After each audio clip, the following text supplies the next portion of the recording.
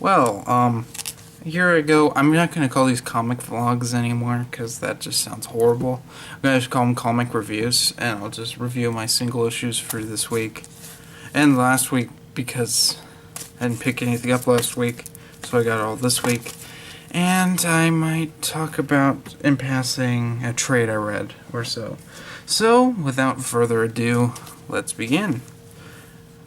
All of the 3 books I picked up for last week, or the week before, I didn't pick up Terminator Enemy of My Enemy. I just couldn't afford it. So first off, because I had to buy all those, I had to buy all those bags and boards. So first, I want to talk, everything was good 2 weeks ago that I read. Really good.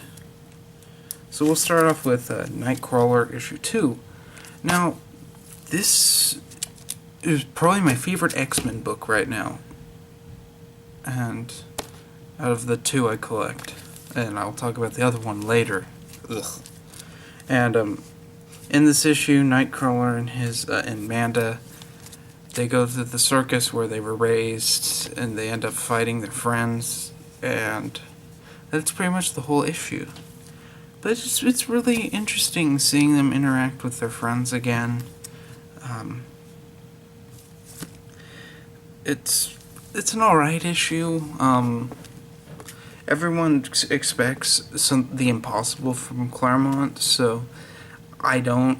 So I really like this issue. I give it 4 out of 5 stars. Next, moving on to Dark Horse, Star Wars number 17. Now, if you've been watching my videos, you know that I've been hating this series for the last, 5 issues. Well, with the exception of 2 issues from the story arc that didn't have our main characters. In this issue, Luke talks to Obi-Wan, and he realizes he's in a trap. And the Empire is actually going to bombard the rebels. Meanwhile, Leia's getting ready for her wedding. Han thinks there's something up, but Wedge doesn't. And it has quite the cliffhanger ending that I won't spoil. But this is a must-read. This series is starting to get good right at the end. I mean, we've only got till issue 24, because these end, all Star Wars ends by December for Dark Horse. So yeah, that gets 4.5 out of 5 stars. Moving on to my pick of the week, this 2 weeks ago, Walking Dead 127. With all the fallout of All Out War, I was worried that this arc is going to suck. This is the new beginning. But we got an oversized issue, and this may be the best Walking Dead issue I have ever read. Time has passed since all the events of All Out War, and we open with characters we've never met before. And you see what's happening with the communities, and it's just really awesome. And I'm excited to read Walking Dead. It's become probably one of my favorite indies titles again, and that's so cool. So 5 out of 5 stars. Moving on to this last week's crap, which for the most part was decent. We got Amazing X-Men number 7. We have changed we have a completely different creative team. This book took me an hour to read because it was so awful. We have Firestar, Iceman, getting stuff for a game that they're watching at the Jean Grey school, like groceries and stuff. Then they run into Spider-Man, this baby, alien baby, and Spider-Man's like, I need to take that, blah, blah, blah. Some stupid one-off story ensues. It was god-awful. I have never read something so atrocious in this series. I'm giving this series one more chance. If issue 8 isn't good, I'm dropping it, because that's just horrible. It was probably... This gets 1 star. It's terrible. Only reason it gets that is it has pretty decent art in it. moving on, we're going to Batman and Frankenstein. This is the Batman Hand series. We're on issue 31. Batman's going through these mountain areas, and he runs into Frankenstein, and they run into Yetis, and they go after Ra's al Ghul, and then they find him, and it's like, oh, it's too late, so it cliffhangs. Reason this is so low is it referenced things that I would never pick up.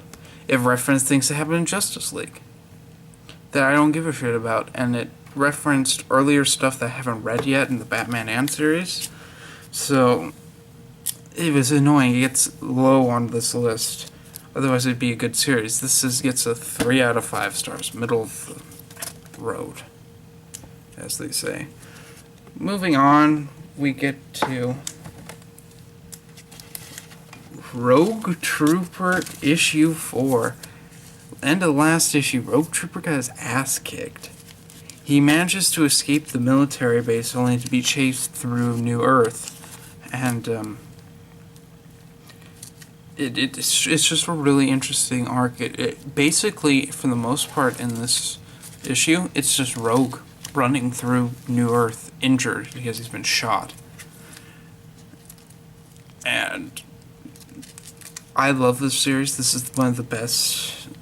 No one picks this up, and it's so annoying. Pick this up. It's the best IDW series right now. It really is. So this gets 4.5 out of 5 stars. Now we move on to Supergirl issue 31, Red Daughter of Krypton. Supergirl is a Red Lantern. They go to this planet because they've discovered a new Red. Who calls herself the Judge.